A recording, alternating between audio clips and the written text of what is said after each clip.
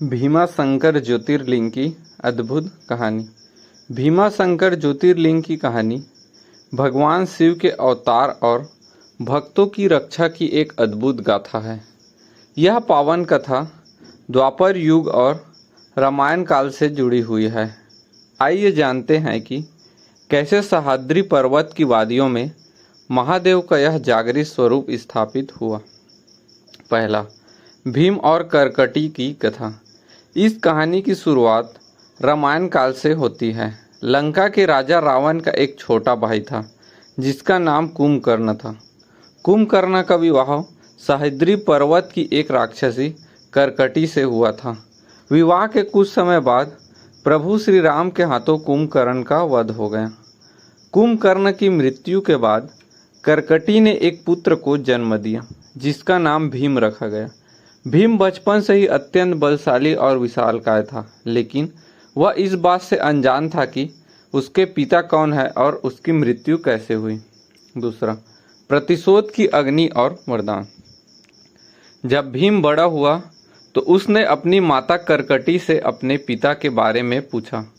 करकटी ने रोते हुए उसे बताया, तुम्हारे पिता लंका के महान योद्धा कुंभकर्ण थे, जिन्हें विष्णु के अवतार भगवान श्री राम ने युद्ध में मार डाला था। पिता की मृत्यु की बात सुनकर भीम क्रोध से जल उठा। उसने श्रीहरि विष्णु और उनके भक्तों से बदला लेने की ठान ली। अपने बल को असीमित करने के लिए भीम ने ब्रह्मा जी की कठोर तपस्या शुरू की।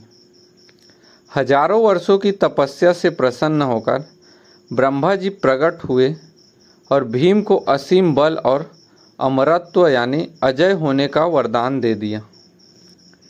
तीसरा, भीम का आतंक और राजा सुदक्षिण की भक्ति। वरदान पाते ही भीम अहंकारी हो गया। उसने तीनों लोकों पर आक्रमण कर दिया। उसने देवताओं को हरा दिया और पृथ्वी पर रहने वाले ऋषि मुनियों का वध करना शुरू कर दिया।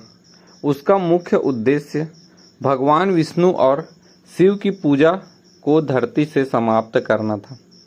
इस दौरान भीम ने कामरूप असम या कुछ कथाओं के अनुसार सह्याद्री क्षेत्र के परम शिव भक्त राजा सुदक्षिण पर आक्रमण किया।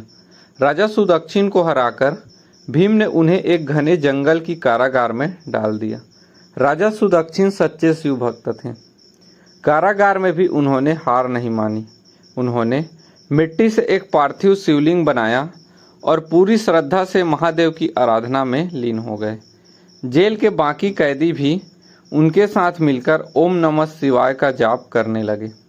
चौथा, महादेव का प्राकट्य और भीम का वध। जब राक्षस भीम को पता चला कि राजा सुदक्षिण जेल में भी शिव की पूजा कर रहे हैं तो वह अत्यंत क्रोधित होकर कारागार में पहुंचा।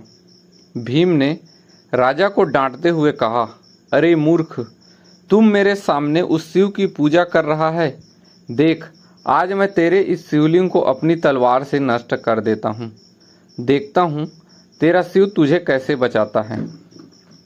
जैसे ही भीम ने शिवलिंग पर प्रहार करने के लिए अपनी भारी तलवार उठाई और शिवलिंग पर चोट की, वैसे ही उस शिवलिंग से एक भयंकर गर्जना हुई। तलवार की चोट लगते ही शिवलिंग फट गया और उसमें से साक्षात महानता और तेज के पुंज भगवान शिव प्रकट हो गए। शिव जी का रूप अत्यंत रौद्र था।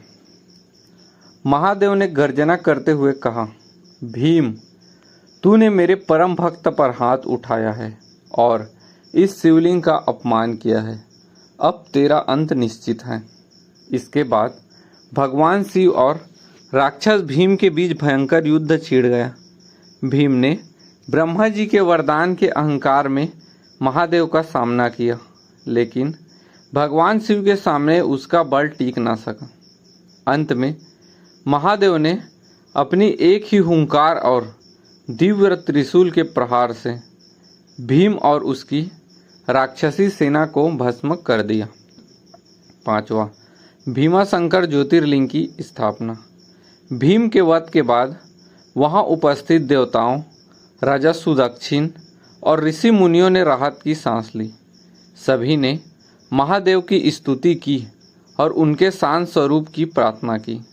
ऋषियों और देवताओं ने हाथ जोड़कर शिव जी से प्रार्थना की, हे प्रभु, यह स्थान आपके इस दिव्य युद्ध का साक्षी है। हमारी रक्षा के लिए आप हमेशा के लिए इसी स्थान पर निवास करें, ताकि जो भी भक्त यहाँ आए उसे भय से मुक्ति मिले। भक्तों की करुण पुकार सुनकर महादेव शांत हुए और उन्होंने उनकी प्रार्थना स्वीकार कर ली। वे उसी स्थान पर एक ज्योतिर्लिंग के रूप में स्थापित हो गए। चूँकि यह अवतार भीम नामक राक्षस का संहार करने के लिए हुआ था, इसलिए इस ज्योतिर्लिंग का नाम भीम शंकर पड़ा। निष्कर्ष, आज भी भीम शंकर ज्योतिर्लिंग भारत के 12 पवित्र ज्योतिर्लिंगों में से छठा ज्योतिर्लिंग माना जाता है, जो महाराष्ट्र के पुणे के पास सह्याद्री पर्वत पर स्थित है। इस मंदिर के पास से ही भीमा नदी का उद्गम भी होता है, जिसके बाद में मान्यता है कि यह युद्ध के बाद महादेव के शरीर से निकले स्वेद यानी पसीने से बनी थी। यह कहानी हमें सिखाती है कि अहंकार चाहे कितना भी बड़ा क्यों न हो, भक्ति और सत्य के सामने उसे झुकना ही पड़ता है। हर हर महादेव।